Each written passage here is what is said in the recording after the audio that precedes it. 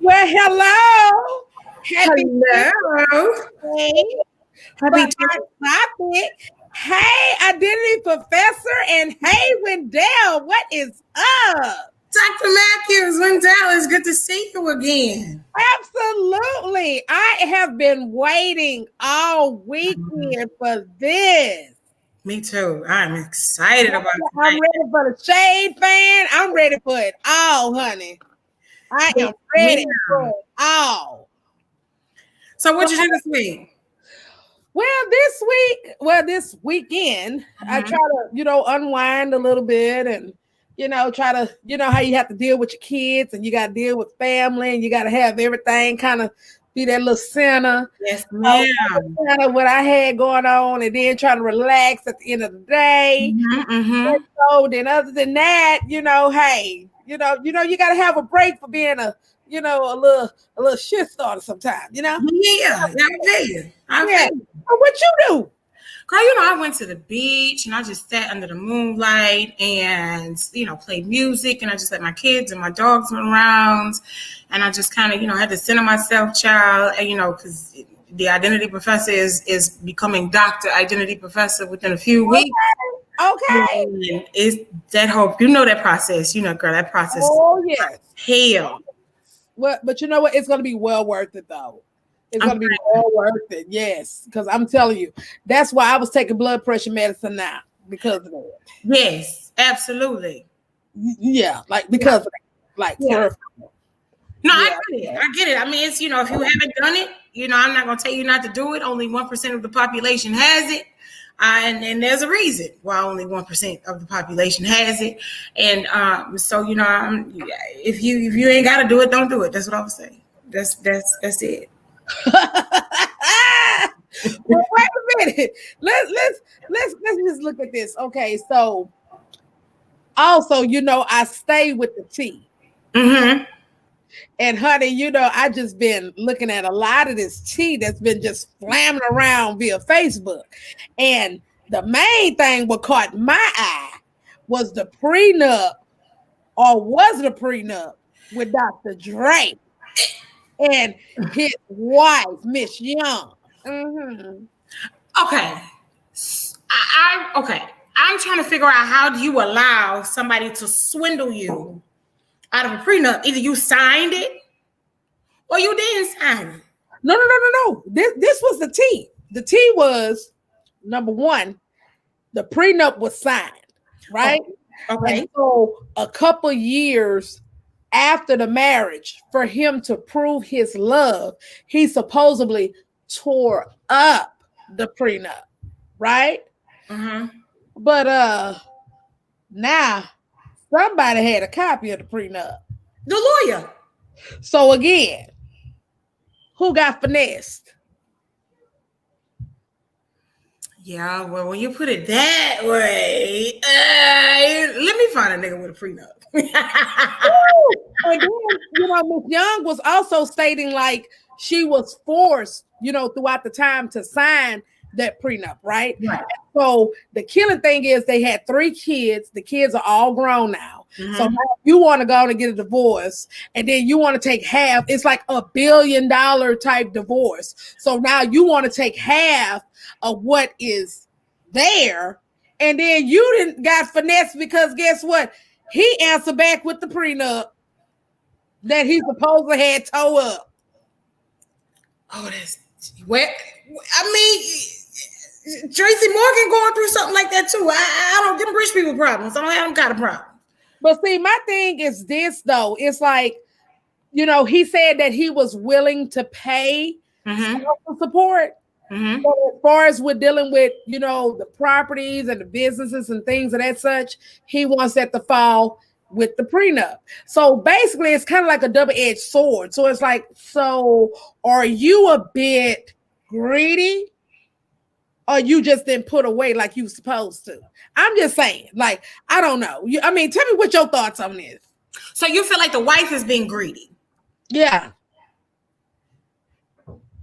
I feel that she's being greedy because she was not there. They got married in 1996.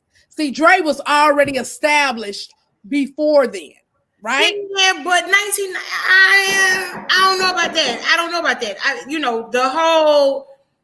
know about that. 1996 to 2020 is a long time, sis.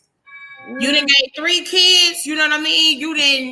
You done all of those kinds of things. You didn't open your womb up to the man. You didn't slept with the man. You didn't put up with the man shit. You did all of those things. Like, yeah, I feel like, it just depends on what the monetary amount is.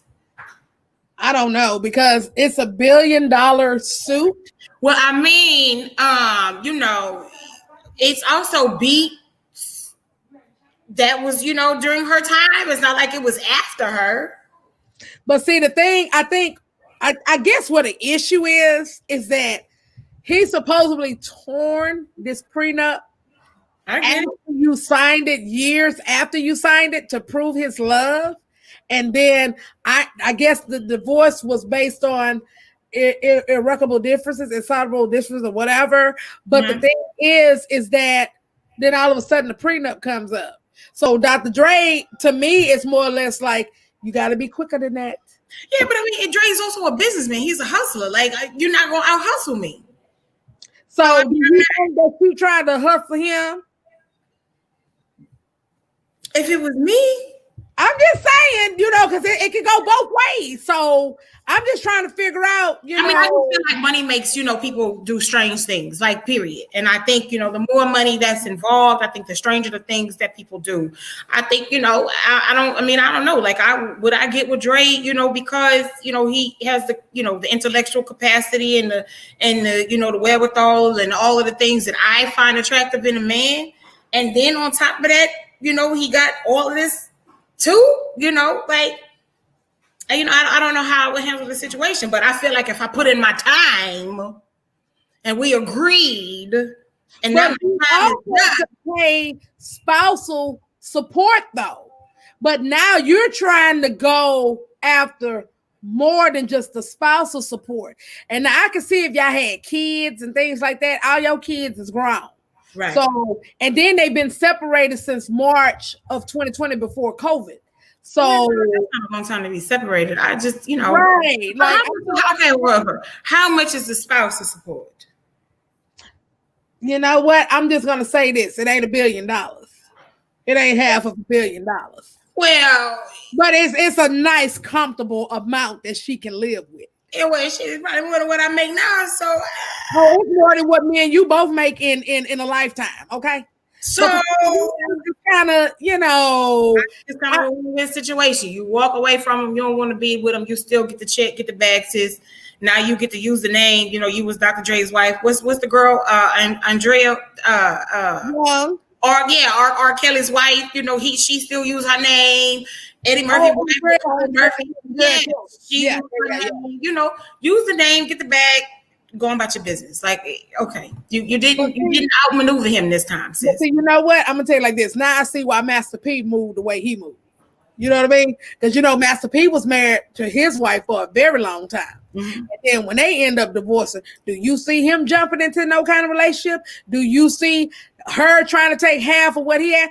They are businessmen at the end of the day. So it's like, you're not going to be able to finesse these dudes. So before you trying to jump into a marriage, and especially in those type of marriages, you better show you hire an attorney also to make sure that both of these assets is going to be a win-win for both parties. Because otherwise, you going to get shade.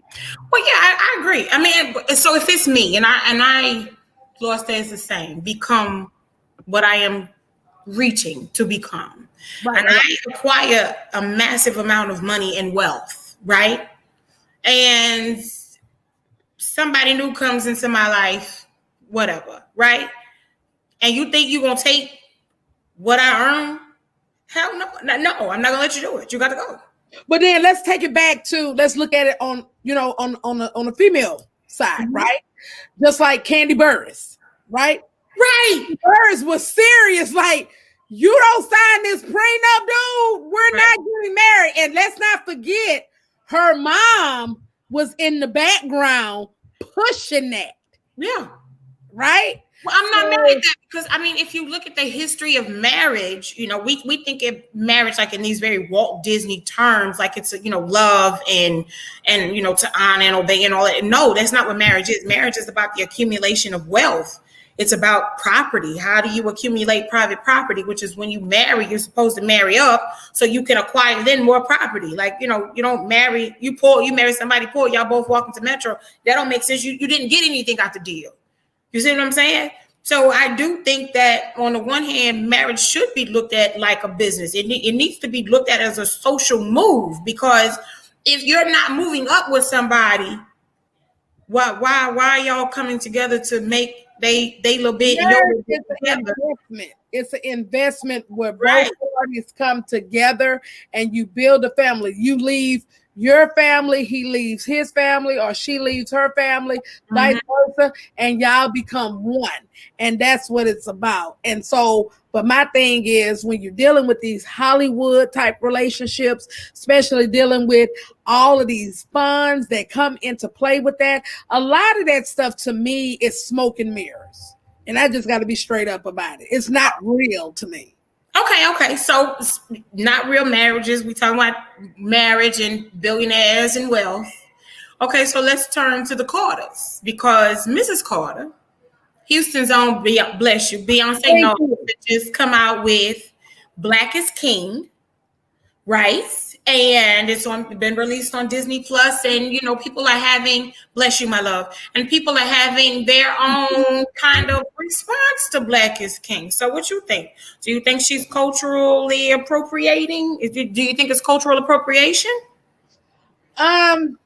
To me, yes, because let's just be clear, okay? Beyonce has not struggled in the hood, okay? Her father is a graduate from Frisch University that used to sell medical supplies and used to make big money behind that. Her mother had her own hair salon. So you guys never really been in the hood getting it from the bottom. However, you had your dad and your mom financially backing both of you both that group before they even got started. So it was like you guys didn't get it out the mud. You know what I mean? Like, y'all would be okay if you would not do what you being Beyonce.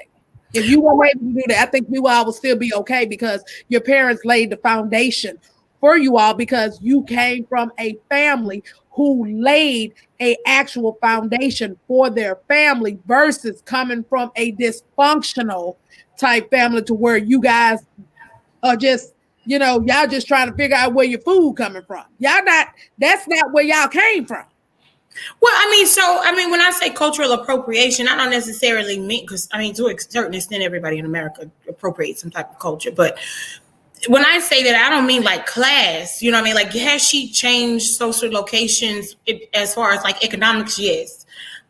But when I'm saying cultural appropriation, is she taking African culture, African-centered culture, African ideal, African spirituality, African thought, clothing, dress, style, and is she appropriating that? Can a Black person appropriate the culture that they've inherited? Like, I think that's my question. I'm not sure. No? Give me a little bit more. Let me think. Okay, so all right. So Beyonce is this Black is King is, I guess her homage to Blackness, to culture, to language, to spirituality. Beyonce has been dropping us nuggets in Black spirituality for a long time now. So she has paid homage to Oshun. You have seen her pay homage to Yemoya. You have seen her drop, the trickster or Elegba, or, what people call a shoe, into her music videos. Like, she's done a lot of things that kind of brings out the 7 African powers. She has, really gotten into this very blatant space of being unapologetically Black and female and curvaceous. I think the longer that she's been in the music business, the more blunt and in your face she has become, right? So if she's paying, you okay? If she's paying, tribute to Africa, which we don't often do, like how is she getting slack for doing that? That doesn't make sense. I'm gonna tell you why, because what they're trying to do, they're trying to add that Illuminati foolishness. You know what I'm saying? And basically what she's doing, she's turning around and she's representing African deities. You know what I mean? Right. And so the thing is, I don't think they understand what African deities are versus Illuminati type foolishness. You know what I mean? So to me, it's kind of, I'm kind of like, yeah. So, but why is it when she upholds a black god and a black goddess, she has to be, dealing in the occult? That doesn't make sense. Like, black people can't have mythologies. Black people can't have their gods of their own without having to be witches and warlocks and devil worshippers. Or the only God we can have is white Jesus. Interesting. Are y'all talking about B? Yeah.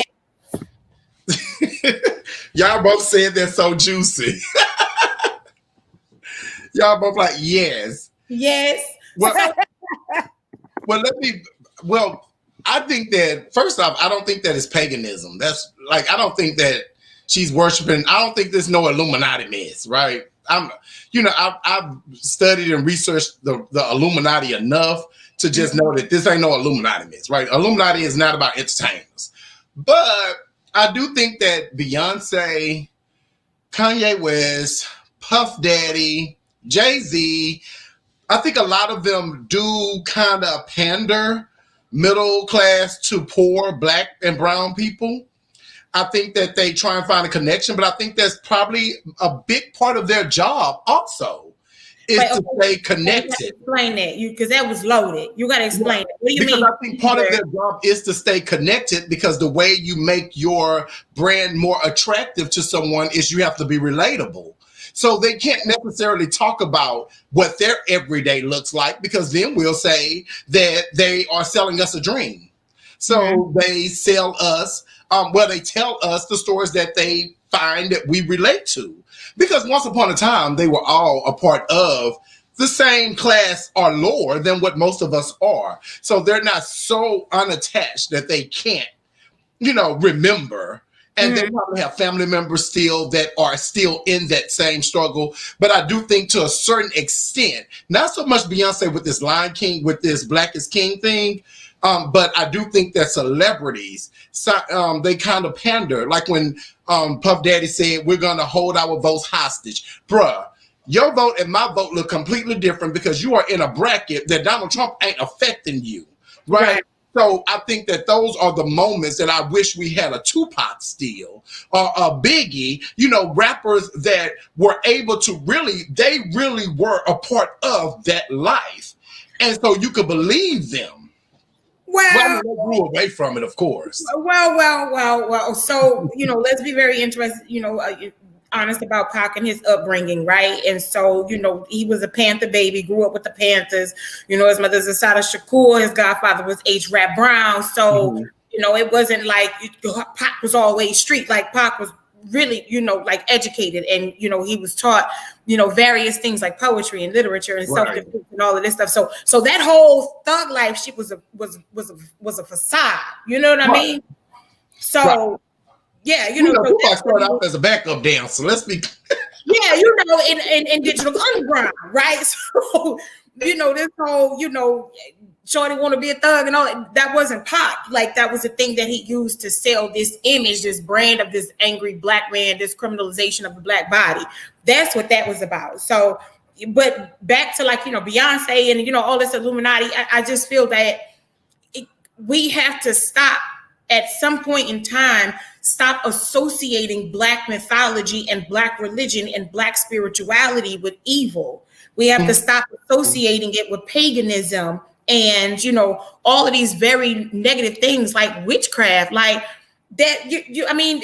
When do we create our own narrative? And I think symbolically, Beyonce is doing something for Black girls and for Black women and for Black people that hasn't been done. Like, somebody said the other day, and I actually agree with them. Like, Beyonce is like on Mike status. Like, she's like on MJ status, man. She is creating and innovating, and she's always like stretching herself and and she is a perfectionist in a place of actually even being a creator, and I think she sits in it very well. So I'm not a part of the Beehive. Let me make that very clear. I'm not spending $300-400 to go see Beyonce. I'm not spending the $400 to go see the Carters, Lil Blue Ivy. I love Lil Ivy. I hope she grow up and be a Vine or something one day. I don't know. Rumi and Sir, all of them. I wish them luck and things. But I'm not spending that kind of money to go see Beyonce, and I'm not a part of the Beehive. But I do respect and appreciate her creativity. Well, I guess that's where intelligence has to come in with the individual, because I agree. I'm not paying $300, $400, $500 to go look at a multi-millionaire, damn near billionaire. Do you hear me? And you want to talk about, investments and making sure that you're spending money the right way and the correct way. Right. But I'm spending $400 to come see you and your wife. No, when I can just look at the little Homecoming on Netflix, when she was at Coachella. Well, I guess thinking about Black folk holding on, I guess that's a good pivot to Sister Ruth Bader Ginsburg. Mama, hold on just a little while longer. Whoa, hold on. Everything is going to be all right. I've been praying for you, Ruth. I done lit some candles for you, sister. I need you to stay around to January 20th, 2021, sis. And then you can just let go. You can just let go and let God. Yeah. I'm not giving her that, girl. Just stay around to November the 2nd. No, we can't do that. I need Ruth to be here until the other one has been. Oh, what the Constitution says. Once there's a newly elected, he or she may not have not gone through their induction, but a sitting president cannot make any changes if he or she has been voted out, even in the last 2 months. Listen, I don't know if you've been around and you've been watching this fool, but this fool do what he want to do. Well, no, I don't what he want to do when he has a Senate that allows him to do what he wants to do. Listen, this man is desperate, and he is desperately trying to hold on to white supremacy and white ideologies, and he is trying to keep his base, and he is trying to keep these people emboldened, and he's trying to stay their ignorant, benevolent leader. Mm-hmm. I don't know what this orange man may do. I almost say Negro. So Ruth, from my mouth to your ears, sis, I just need you to hold on. And just so everyone knows, Sister Ruth Bader Ginsburg has been sitting as a Supreme Court justice for about 100 years now. And Mama is tired. That's shade. That lady ain't been no. That's shade. That lady ain't been no. But 100 years, don't do Ruth like that. Mama body done went through some things. Now she I think this is her third bout with cancer. I think I read that this is her third bout with cancer. She crying like John McCain. Baby, but if I tell you Mama ain't playing, last week she wrote a statement and she told y'all, I'm fine. Mm-hmm. I am still able to do my job. And this, what's sad, Aurelia, is that she felt the need to do that to make sure that Trump and McConnell didn't try no funny business. And she she also needed to give the American people some peace. Yeah, because every time she go, we get nervous. Be like, oh, come on, Ruth. Come on, Ruth. I get some amoxicillin with that infection. Give us some of my Yes, God, give us Z-Pack. Wait a minute. Put your mask on, Ruth. God, listen. Every time something happens, Ruth, I get nervous. But I think Ruth is symbolic. I think that not only is she a symbol to women in America, but she is also, symbolic to what struggle is in consistency and dedication to your work. And so, we sit there and laughing, having a good kiki. But Ruth is extremely important. And this man has appointed 3 judges. 3 conservatives, right? If he has the opportunity to replace her, the Supreme Court, let's be clear, the Supreme Court justice is his boss. That's the ultimate boss for him. So the importance of a Ruth is so much deeper than the candid comedy that we may throw and banter toward Donald Trump, because her voice is more important than his, because anything that he does, they can challenge it and take it to the Supreme Court. Right. So us needing her. Yeah, it's Kavanaugh, which we all watch Kavanaugh, the rapist. Surprised me. He surprised me a tad. Did you really? Because the last he's voted out of Trump's favor 3 times now, and that surprises me a tad bit. It surprises me a tad bit, and the reason it surprises me a tad bit is because Trump purposely put him and positioned him just to make sure that he is pushing his narrative. So for him to go against Trump, it lets me know that he's not all the way to the dark side. I have a lifetime appointment. What you gonna do to me? You can't do that to me. That's like a tenured professor. What you gonna do? Fire me? You can't. I can do what I want to do. Right. So I feel like he got there. He played Trump's game to get there, but now he's actually having some type of integrity. Well, he's a rapist, so he got to do something. He got to turn his life around. He better than Clarence Thomas. He's a rapist. So from one rapist to the allegedly he's a rapist. Allegedly Clarence Thomas is a rapist, but for sure they both are very cavalier. Mm-hmm. They're both privileged. They're both arrogant, and they're both sexist. And they believe in upholding American ideology and hegemonic masculinity. They believe in the patriarchy. And then what was the other one? Brett, what's the brother's name? Well, Brett Kavanaugh. That's Kavanaugh.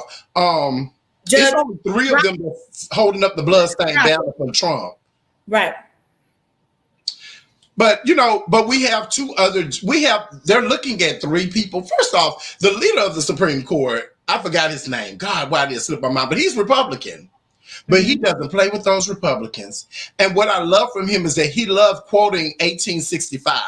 And Neil Gorsuch. I'm saying his name wrong, I'm sure. But anyway, Brother Neil. Judge Neil. Judge Neil. He loves quoting 1865 Supreme Court. And the reason I love the fact that he loves to quote the 1865 Supreme Court is because that was when the Supreme Court took a turn. Oh, John Roberts. But that was when the Supreme Court took a turn and said, we have to make sure that history always reads that the Supreme Court will be balanced and fair. And so when he did the impeachment hearings for Donald Trump, he did not play with the Republicans. And he is a sitting Republican. So I love that. I love that moment because that's what we really need. Well, I mean, I think, it's about, courage, and I always liken it, the Supreme Court to tenure track professors. That's a lifetime appointment, right? And once you played the game, you got in, you done what you needed to do, right? Why don't you go ahead and push the envelope? They cannot fire you. There's nothing that these folks can do to you. Stand, with your values and your morals and your integrity and your ethics and all of that, and do what's right for humanity. Like, there are things that you can do sitting as a Supreme Court justice with a lifetime appointment that can really change life for generations of people. Yeah. So, but the other guy was John Roberts. That's who was the first one. Yeah. John Roberts. And when we're talking about Trumpicans that are going down the dark road, I think we have to pay respects to Brother Cain, Herman Cain. Is that how you say Is that how you rest somewhere? May he rest somewhere. Somewhere. Between him and yonder. But the thing with Cain that I hope people realize, the issue that we're looking at that was actually became more clear with 2020 vision was the fact that Herman Cain was not only an avid supporter of Donald Trump, but he was a supporter of all of Trump's narratives, all of his speaking points. Even though he knew 85% of them were wrong, he still supported it, and he took his butt to Oklahoma with his family for a photo shoot to go viral. Thank God it went viral. We have so much information about it to look at. And he literally said that masks are not the problem. And then he later said on Fox News, he told Chris Wallace that, hey, I don't even believe that this is a real virus. And now, but I don't understand the Oklahoma rally, he was diagnosed. But doesn't he also did, past tense, sorry, Brother Kane. Didn't he also have a pre-existing condition? Yes, he did. Yes, right. he did. He was diabetic, and he had high blood pressure, and he had asthma as a child. So but this whole COVID thing for me, when you see documentation and research that says that doctors are being paid to put this, this particular cause of death, and they're paid, to do these kinds of things. So was it, COVID? I'm not defending Brother Kane because I think he had just wise crumbs, but yes, I do, but the fact it could be poetic justice. Like you go out here, a lot of these people, these poor folks, they don't really have the access to medical care or money or resources or any of those things, and you're playing with these people's lives. God has a way. Yeah. God has a way of revealing himself, and when you want, I'm not going to say what my uncle used to say, but I will say what my grandfather always used to say, and that is call things that be not as though they are. So you have to be very careful of the things that you speak over yourself and over others, because you may be the one to be the sacrificial lamb to prove the point. Well, I just want to say this about Brother Kane. That Ben Carson and Herman Cain are two different people. I need the internet to stop floating that picture around. Ben Carson is not dead. I love that picture. It's two different people. Herman Cain was an older black gentleman. All black folks don't look alike. Okay, so those are two different people. Uncle Ben is still alive, and Uncle Herman has gone on to be. But that was so funny to me. That was so funny to me. Yeah, I was like, that's rude. Like you. Well, next we're about to go into Dr. Fauci, so I think we do have some footage. Let's get into that. Dr. Fauci, do protests increase the spread of the virus? Do protests increase the spread of the virus? I think I can make a general statement. Well, 500,000 protesters on June 6th alone. Yeah. I'm just asking that number of people, does it increase the spread of the virus? Crowding together, particularly when you're not wearing a mask, contributes to the spread of the virus. Should we limit the protesting? I'm not sure what you mean. How do we say limit the protesting? Should government limit the protesting? I don't think that's relevant to. Well, you just said if it increases the spread of the virus, I'm just asking, should we limit it?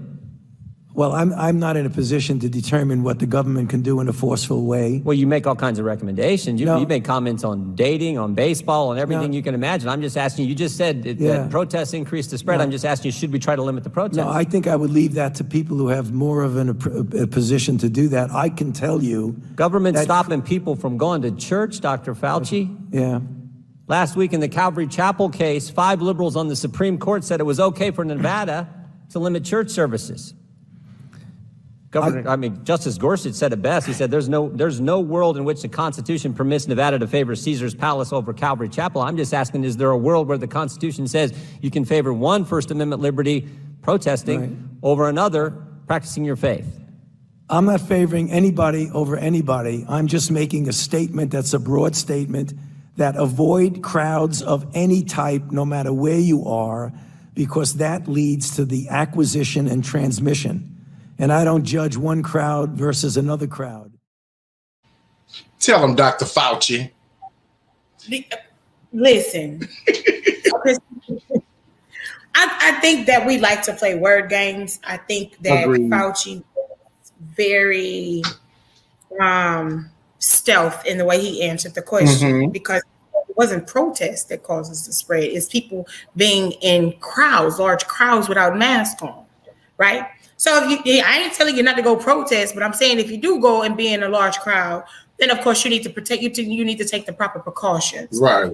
To try to then play this game between church and state and the First Amendment. Like I don't. Those to me, that's dog whistle politics. Like I can't play those kinds of games. Yeah, I'm at a place. Jim Jordan, I've never liked. I despise him, right? I despise his politics because he's very Nixon ready. But the issue that I have is that The Republican Party has literally politicized the pandemic, as well as George Floyd, which we're going to get into later. But they have literally politicized it. So they have made it, if you want to follow the rules, then you're Democrat automatically. And if you want to challenge the rules, you're Republican automatically. This is the most bipartisan issue we should have ever seen. This is a pandemic where we have over 140,000 Americans dead, over 4 million Americans diagnosed, and somehow they still feel that it is important to use it as a political stunt. That's why I appreciate Dr. Fauci standing in his truth. You're not going to force me to say something I don't want to say. I said what I said. Large groups, however you want to define it, large groups will push the virus more. Period. But Jim Jordan is so aggressive and so vile to me. Like, I just think that he's just nasty. Well, I think the whole response to the COVID-19 pandemic is nasty, right? Yeah. I think healthcare in America is not just COVID and the pandemic being politicized.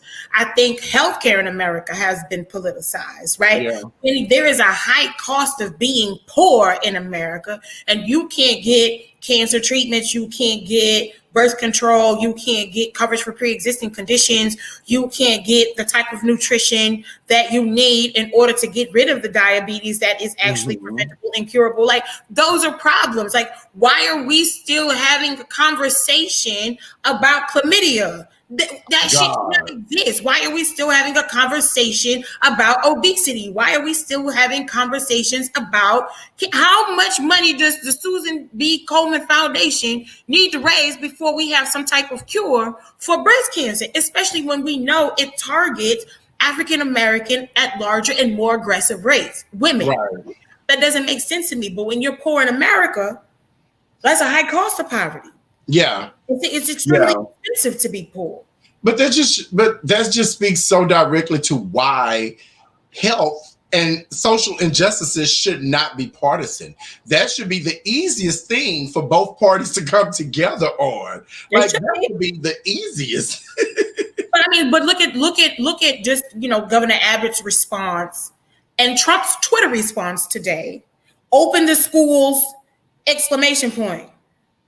How are you going to open the schools? The doctor just said, experts have said, large crowds increase the risk of spreading the virus. Why are you going to send kids to school, teachers to school, workers to school, admins to school? These are large crowds where they're going to essentially increase the risk. And you don't know what kind of conditions these kids are going home to. Yeah. That's a problem.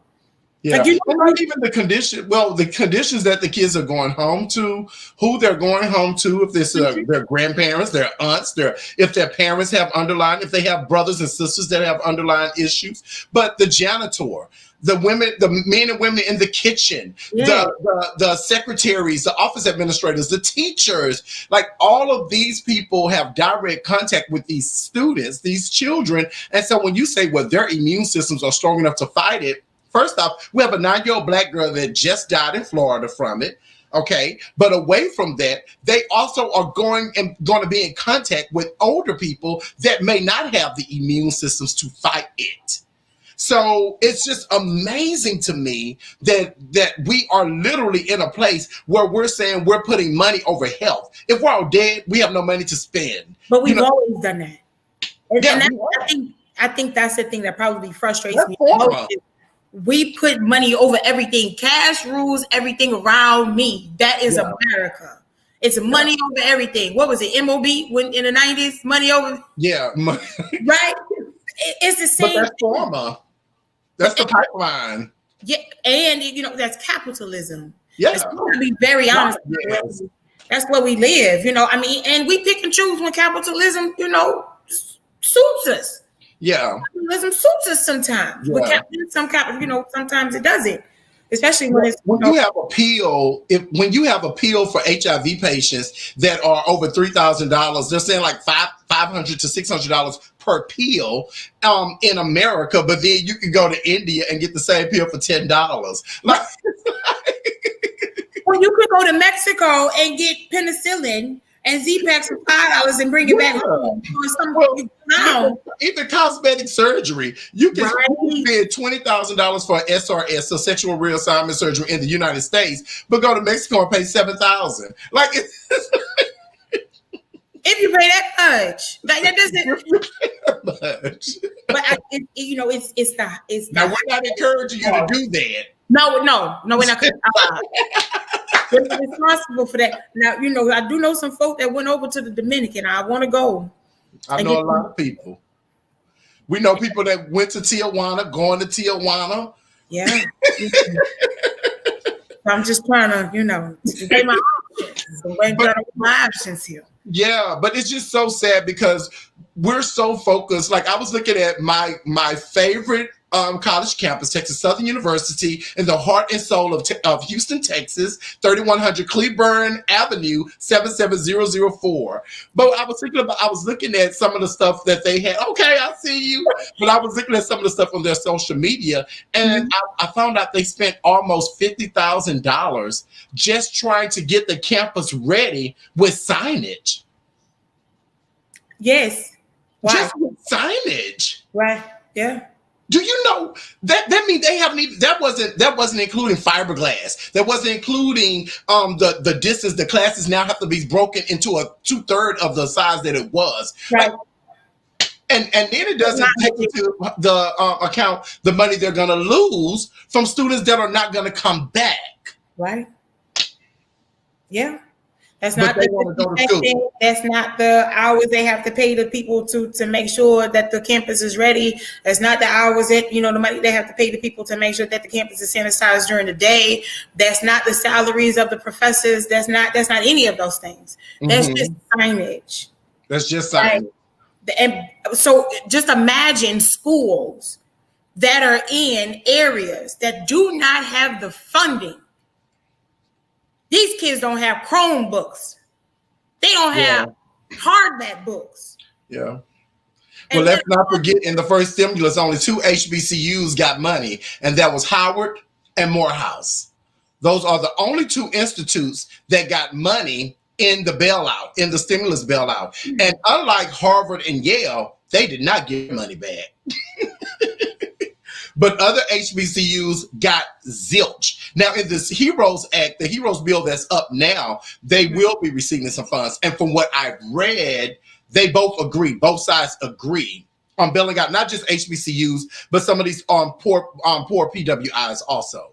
But that's just really sad. That means the money that they're using right now isn't coming from the government. This is just their, what they already have in budget. They're in deficit at this point, like. I will always refrain from talking about Howard University. Okay. I didn't say nothing bad about that school. No. That's not what I said. I know. You said something. I know. Right now, I'm glad, Howard, you got you some change. You needed to get you some change. They got some good change. They coined. You got you some coins. That's what the kids say. They coined. And good for you. But guys, just understand that this is not a partisan issue. They do not need to go back to school until the schools are completely ready on all avenues. Now, dealing with injustices, let's look at the footage before what we saw previously of George Floyd. This is the new footage that came out. Listen to George like that? Oh my God. Okay. All right. I'm ready. 2 months after the death of George Floyd, tonight the clearest picture yet of what led up to the deadly confrontation from police body cam videos that have been leaked. We want to warn you, the images are disturbing. Here's Gabe Gutierrez. I see your hands. Stay in the car. Let me see your other hand. I'm sorry. Seconds after rookie Minneapolis police officer Thomas Lane approaches George Floyd's vehicle, he's already drawn his gun. Put your Hand up there. These body camera videos were viewed in person by NBC News last month, but had not been distributed publicly. The DailyMail.com says it obtained a leaked copy, apparently recorded off a computer screen. Please don't shoot me. Please, man. I'm not going to shoot you. Step out and face away. Floyd sobs as he tells the officer he'd been shot before. Please don't shoot me, Mr. Officer, please. For the first time, the videos show how a call about an alleged fake $20 bill on Memorial Day escalated into a deadly encounter that would ignite global outrage. The officers handcuffed Floyd and then struggled to get him into a squad car. Please, I'm just claustrophobic. That's it. Oh, you're still going in the car. Anything sharp on you? I won't do nothing to hurt y'all, Mr. Officer. No, sir. I am claustrophobic for real, Mr. Officer. You got him? Can you please back it for me, please? Yes, I'm backing. I will. I'm not that kind of guy, man. Yo, I would die here. Floyd pleads with the officers, I'm not a bad guy, man. In the car. saying that he has anxiety and that he just recovered from COVID-19. Please, please. Fine. My wrist, man. My wrist, man, please. I can't take this, man. I'm on the ground. I'm on the ground. Prosecutors have charged the officer, who then knelt on Floyd's neck, with second-degree murder and manslaughter. The three other officers are accused of aiding and abetting him.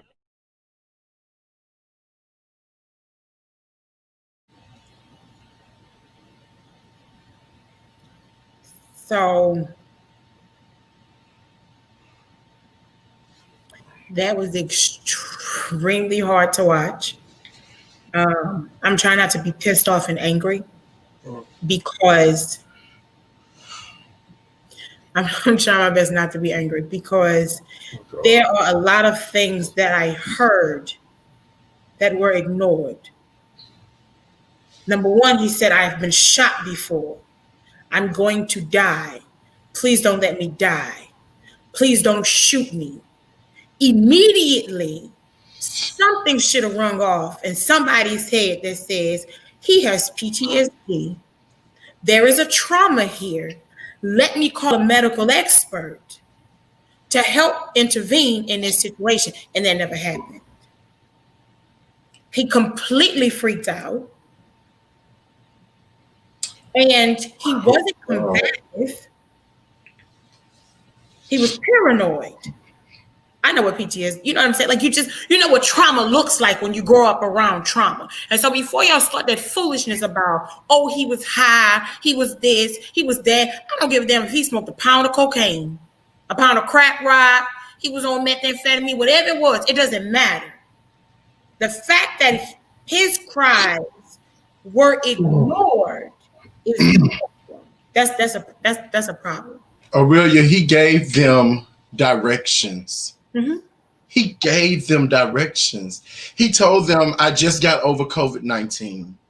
He told them, I'm claustrophobic. Mm-hmm. They put the camera right on his wrist right before he said, my wrist, and you could see his skin bulging out of it.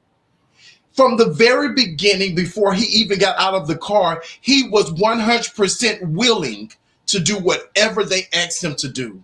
He was telling them, please don't shoot me. Mm-hmm. Which I'll do whatever. This is crazy. Like, it is crazy that this man had to he had to literally fight for his last seconds. Like, he literally, over a alleged fake $20 bill. This is over a fake alleged $20 bill. But today I looked at a video of a white man in a store stealing. And they said this was his third travel back into the store to steal more. And the white officer literally was fussing and tumbling and tussling with him. He was fighting the man all the way. And he fought him. He never shot him, never tased him, never anything. And this man was literally fighting him. But I got to look at a black man that allegedly tried to pass a fake $20. Mind you, they said they still haven't recovered the $20 bill. Right. Like, they still have yet to recover the fake $20 bill that he was supposedly trying to pass. But there was absolutely nothing that we saw that should have ended the way it did. Mm-mm. This is social injustice at its best. And so when they say, why are they burning stuff up? Why are they tearing it up? Why are they fighting? Why are you hiring police officers that are doing things like this? You cannot be gagged when violence begets violence. You cannot be gagged over this. Mm-hmm. I have yet to hear of a life that was taken at a protest by a protester doing it to a police officer. I have yet. I don't want to hear that they were bruised. I don't care about a damn sprung ankle. This is preposterous. I mean, so there was a sister, I listened to her, and she was so eloquent and saying that America and Americans should be grateful that Black people are looking for justice and not revenge. And because I have to be very responsible with what I'm saying here, because people listen and you have influence, reach and whatever. But Americans are very lucky that we are interested in justice and equity and equality and not revenge. Because after Tulsa, this mother should have been burnt to the ground. You know what, Aurelia?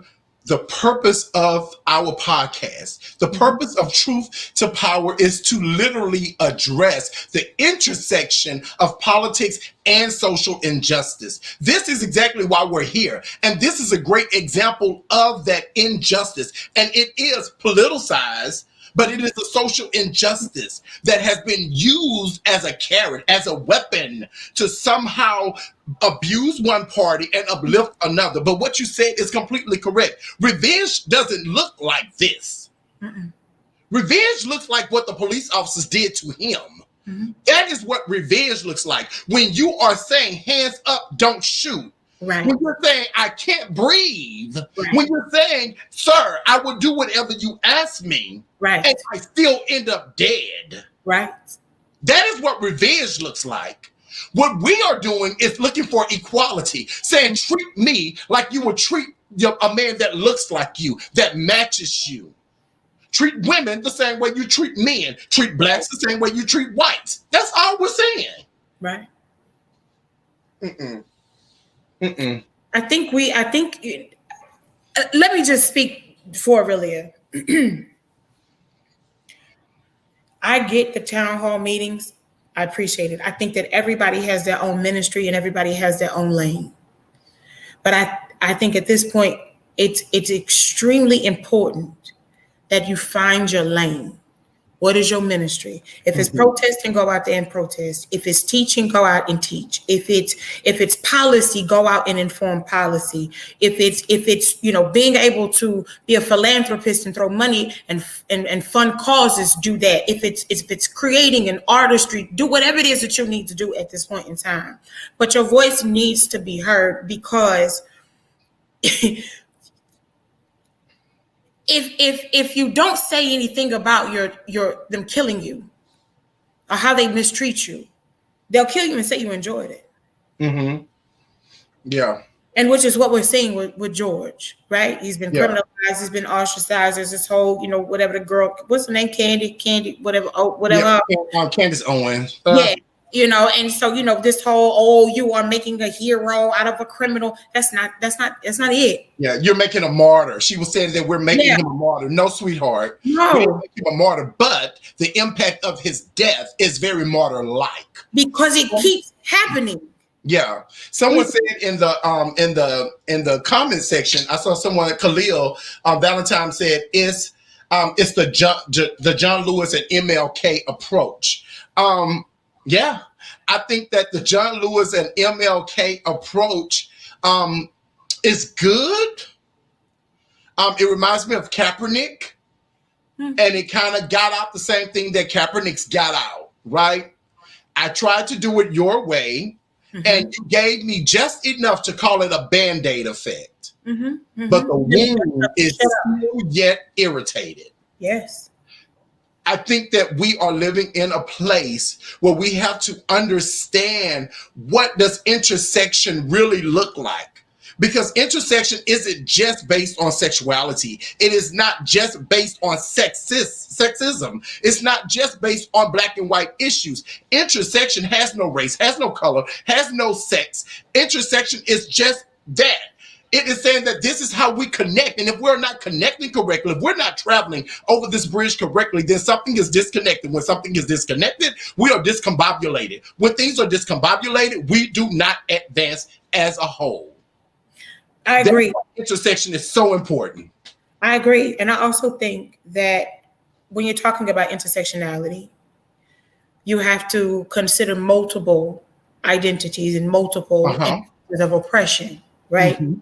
So I'm not saying that women in America are not oppressed. White women in America, they have to deal with being women in America. Yeah. You can't ignore that blackness in America means that you have to deal with being black in America. Mm-hmm. So when black and woman, or black and trans, or black and poor, or black and uneducated start intersecting at gender, when black starts intersecting at race, class, gender, sexual orientation, religion, education level, poverty, income, that these are multiple secting in places of oppression that this individual has to deal with. And so it's not pull yourself up by your bootstraps. Oh, you shouldn't have been on the corner. Oh, he shouldn't have had fake money. Oh, he shouldn't have been selling loose cigarettes. Oh, he shouldn't have been sitting on the swing with a gun during the daytime. Oh, he shouldn't have been walking with tea and Skittles. Oh, she shouldn't have been in the convenience store. Yes. It can't be those things. Exactly. Because you have to then look at how intersections of oppression are impacting people in various ways of their life. Yes. And it's not to say that if I have all of these intersecting oppressions, all of these connections, this matrix of domination is what Patricia Hill Collins calls it. It's not to say that I'm ignoring your plight, sis, but it is to say, goddamn, can you see mine? Yeah. And can you see the multiple ways I got to deal with this every day? Yeah. Dr. Charles Shaw, one of my closest friends, he said something so profound to me maybe 10 years ago, and I've kept it from that point on. He said, as Americans, we get so caught up in the answer before we understand the question. So we are so quick to answer before really understanding. So what happens is people come up with all of these justifications for everything because they're trying to solve something that they just don't understand yet. I agree. And I think that's why this is important. And I hope that all the viewers understand the importance of sharing. Conversations like this is what will push us as a people. So please make sure you share this because this is important. But I have to say this before we get off. You were talking about women, and I'm stuck on black women. I love black women. So we have to hit on, who do you think is going to be the vice presidential nomination that we will have by Tuesday of next week? Now, I got my other colors on. I don't have my other colors today, but I think I'm gonna have to endorse that Ivy carrying sister of Alpha Kappa Alpha Sorority Incorporated. Come on, Cam. I'm gonna have to call Cam. I need a name to be called next week now. I'm with you on that. Well, it's supposed to be this week. We're gonna see because it was supposed to have been Saturday. I'm with you. I say Kamala, but let me tell you, this is my little conspiracy theory. Okay, we were supposed to announce on August 2nd, which was Sunday that passed. But out of nowhere in Politico, there was an op-ed that was written where they pretty much said that they felt like Kamala Harris was too ambitious and that she would be campaigning for presidency the entire time. Out of nowhere, Biden's camp announced that they will be announcing next week, which is the week we're in now. So my thought is he was already planning on announcing Cam. And then when this op-ed came out, because this op-ed was not just written by anybody, it was by a super PAC that is one of his major donors. So when they talk, you listen, right? Because you don't want them to play with your money. So I think that he was already thinking about Kamala, because why would you not announce on the day you said you were going to announce unless that op-ed was about who you were going to say? So now my fear is he now reconsidering? I mean, if he wants to keep the money, if he wants to keep the support, which is sad because, again, here's his intersection. You got a sister. She's beautiful. She's brilliant. I don't always agree with Senator Harris. Let me be very clear. I don't always see eye to eye. She chose blue. I chose blue. Okay. Right. But that is history. And for this woman who is not only Black, but she's also Indian, to be the first vice president, that's historical. Yeah, she has a lot of firsts. She'll be the first Black vice president. She'll be the first female vice president. She'll be the first Asian Black president. Vice president. She'll be the first HBCU graduate to make it to the executive administration. And all of those firsts will follow her in 2024 if she becomes the first female president. So this is so much history riding on this. It is. And there is going to be and I hate to say this, but there's going to be a white backlash, because now you've had Obama, Black man before a white woman, which we knew the man was going to come first. And now you're talking about having this Black woman set up, and Hillary couldn't get in. But this is also after Trump. So this is what they get. Now, I agree. I think that they should be all right with this. I think this is why you see a lot of white politicians that are saying he needs a Black woman, because I think that they feel as though this would be a fix-it measure to bring white America and Black America together. Because don't forget, you got a white old man. Yeah, I ain't mad at them. You got a white old man. Come on, Harris. Come here, Houston, holler at the girl, man. I do it. Just put me on the team, sis. Like, I got you. I think it would be a response to Trump, like Trump was a response to Obama. I think that even though symbolically it would be a great gesture, but it would be also an empty gesture to me, because the vice president don't have no power. The vice president, what does the vice president do besides wait for the president to die? Would you? Well, we have what, 5 cases where vice presidents became presidents. I get that, and I get setting yourself up and playing. Biden also, he'll be a vice president that became a president. Biden also has a very different context that he's coming from. I agree. I do agree with that also. Yeah. I definitely agree with that. So it's just a lot. It's a lot to unpack. It's a lot to watch. But before we leave, we want to make sure that everyone knows this Thursday, we're going to have on our podcast, Miss Zakia Larry, a marketing mogul that is going to come. And I promise you, she is going to shake the foundation and teach you so much about yourself and how to build your brand. And also make sure that y'all give a shout out to our friend of Truth to Power, Mr. Kevin Martin. He is our top fan of last week, and we're going to be doing this weekly. Yes. So I hope to see some of you there. So share, because this is going to be around, and we are only going up. Well, the identity professor, I know that I missed the first half because of technical difficulties. Listen, what we do, we do well. And what we don't do well, we do not do it at all. And did we do it? We did it. My God, today. We did it. Give a shout out to Dr. Candice. She had an emergency. She had to leave a family issue, but we are in it. So make sure that y'all are fighting the power. Now I'm going to put you on the spot, Doc. I was going to say doctor. I keep speaking into existence. Come on. The identity professor. We always end with a quote. And so since Dr. Matthews isn't here, do you have a little something you can share with the people? I would, you know what I'm going to say? I'm going to say this week, I want you to be better than good, better than most, and sometimes better than that. Ooh. And that's my band director, Aaron Portis. May he rest in peace. Ooh. And I love the last part, though. And sometimes better. Better than that. Better than that. Yourself all the time. Yeah, because that means even when you thought you did your best, there's still a little more. Still a little more to do. Yeah. You know? Well, the work is never done. We want to make sure that you understand that in order to fight the power, you must first speak truth to power. And with that, we will see you on Thursday. See you guys. Have a good night. Thank you for Bye, watching. Doc. Bye, love. Back there.